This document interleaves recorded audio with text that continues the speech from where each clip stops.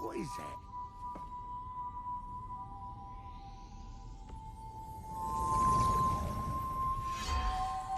Who's that? He's here for me.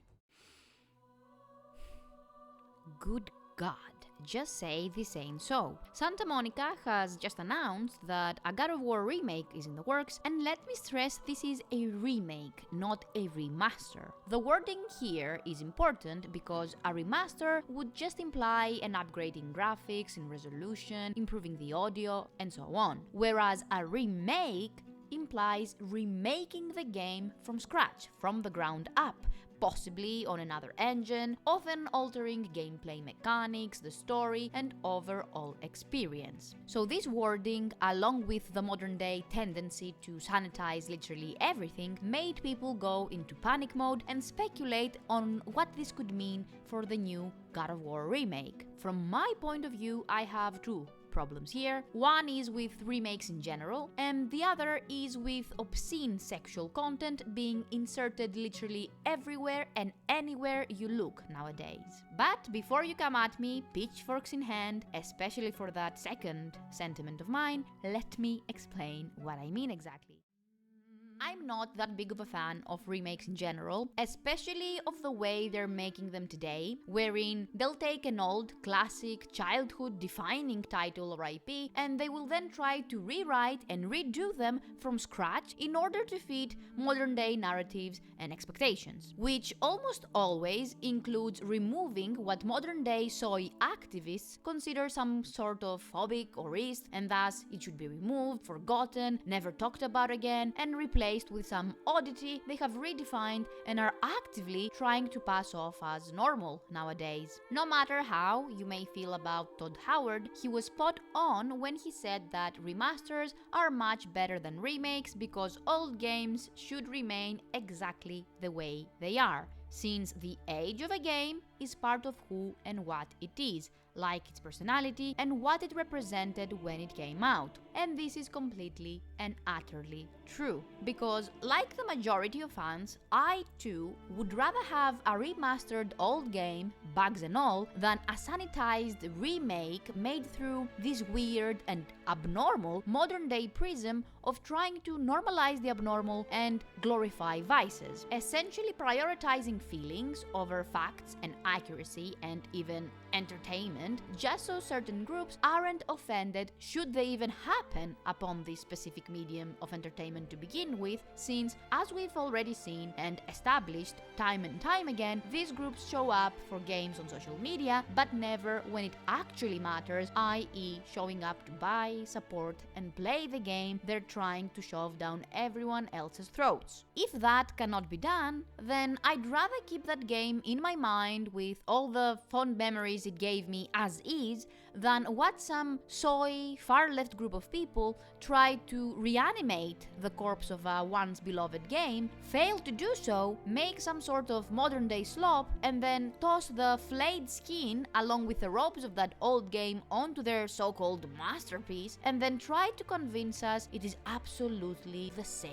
thing. It is just our lying eyes that are deceiving us, aka nostalgia baiting us, while in the process spreading their weird worldviews and destroying established universes and IPs. And to be fair, if we look at it on a surface level, it is kind of the same game because it does look like a game we used to love and even has the same name on it, but that resemblance is only skin deep, as the minute you look any deeper than that, it has lost all sense of self, as it is now nothing like and stands for nothing of what the original game was and stood for. The skin is the same, but the substance, the soul of it all is not there anymore. So I'm either on the let's just remaster the game as is just so people can still play it on modern day consoles and PCs team, or just leave the game alone, even if it means not being able to play it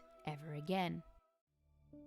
Of course, there are also people who do prefer the sexual content be removed from the game altogether, not because it is some sort of phobic or misogynistic or whatever other weird left reason, but because they're against sexual content in media in general. I'm not going to lie, I get that to some degree, because my second problem here is that I am not a fan of unnecessary and just in-your-face sexual content in all mediums of entertainment nowadays either. Because to me, that's one of the cheapest ways to create this artificial shock value and try to sell your product, whatever that may be, simply because you're feeding into, while also fueling, people's obsessions with anything sexual in nature. However, in cases where said sexual content serves an actual purpose and is used to convey something crucial regarding the story that's being told, then I'm fine with it. And the same is true in the case of Kratos, as his meaningless sexual encounters were there to showcase his downward spiral into sadism and nihilism, something the IGN journalist,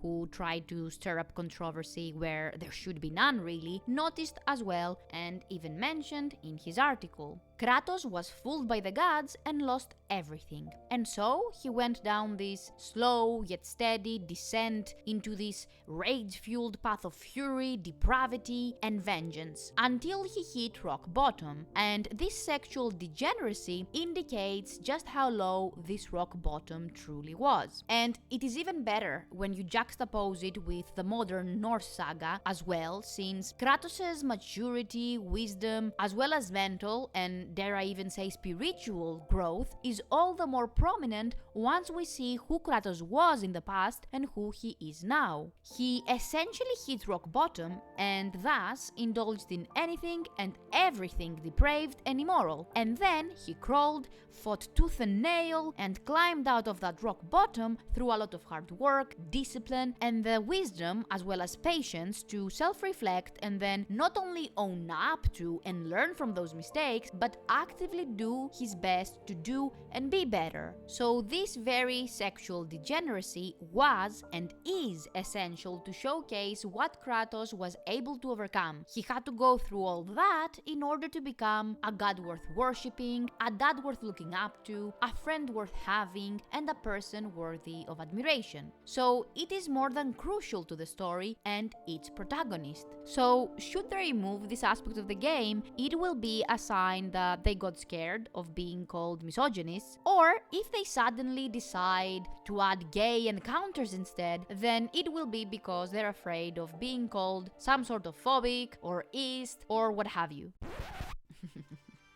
And before anyone says it, I can already see those same exact people who cry about nonsense like cultural appropriation all the time come forward and appropriate our culture and try to tell us Greeks what our ancestors did or did not consider normal sexual behavior simply because of what either their gay propaganda or just because of what their leftist mouthpiece of a uni professor told them regarding this issue. Because let me just tell you, all of us Greeks who actually know our history, and especially after having had to sit down and translate ancient Greek texts in school, find this argument, as well as the people advocating for it, incredibly annoying, ignorant, and daft. Especially since I too have come across this ridiculous "oh my god, ancient Greece was so progressive and gay, slay queen" argument online, and I have always, without a fail, rolled my eyes just as hard as all of us do at the sheer ignorance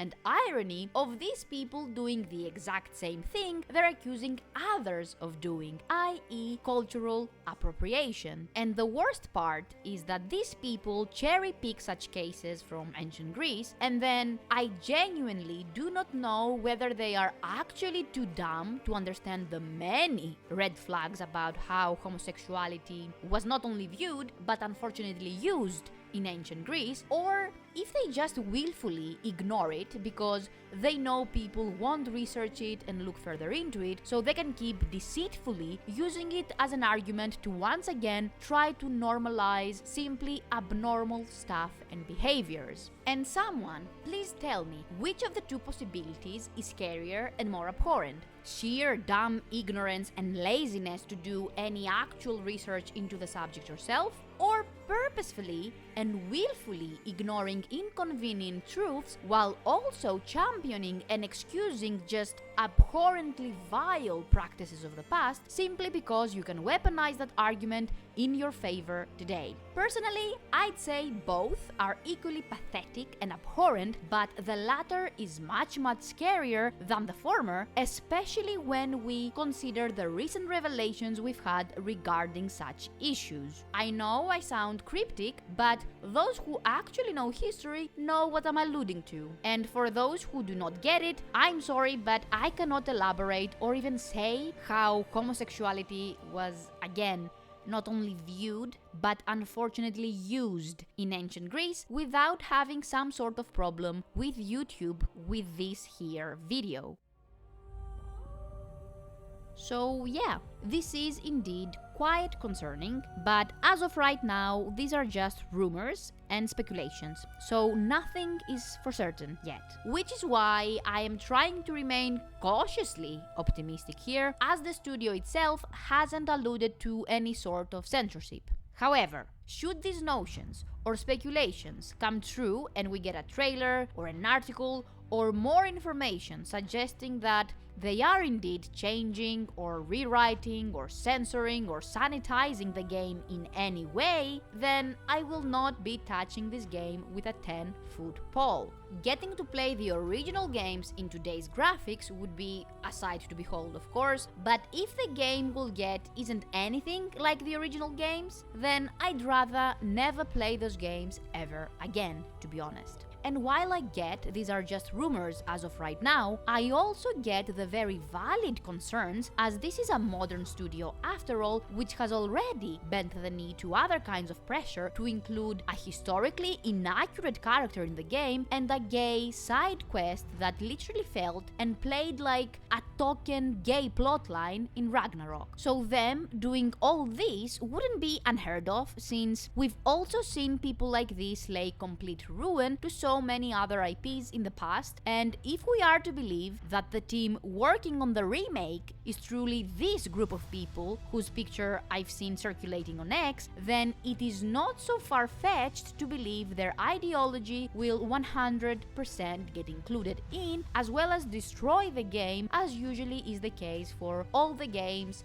these people work on and are involved in. So, all in all, if this is a remake of just graphical upgrades and an actual honest effort to make the original games playable on modern PCs and consoles, I am all for it, of course. But if this is yet another attempt by these weird reformists and revisionists who not only alter and rewrite games, books, movies, and so on, but even history itself at times, to try to standardize their fringe ideology while also trying to normalize whatever abnormal oddity they have in their mind next, then I'm out. And unfortunately for them, so too will the majority of gamers, as people have truly had enough of this nonsense.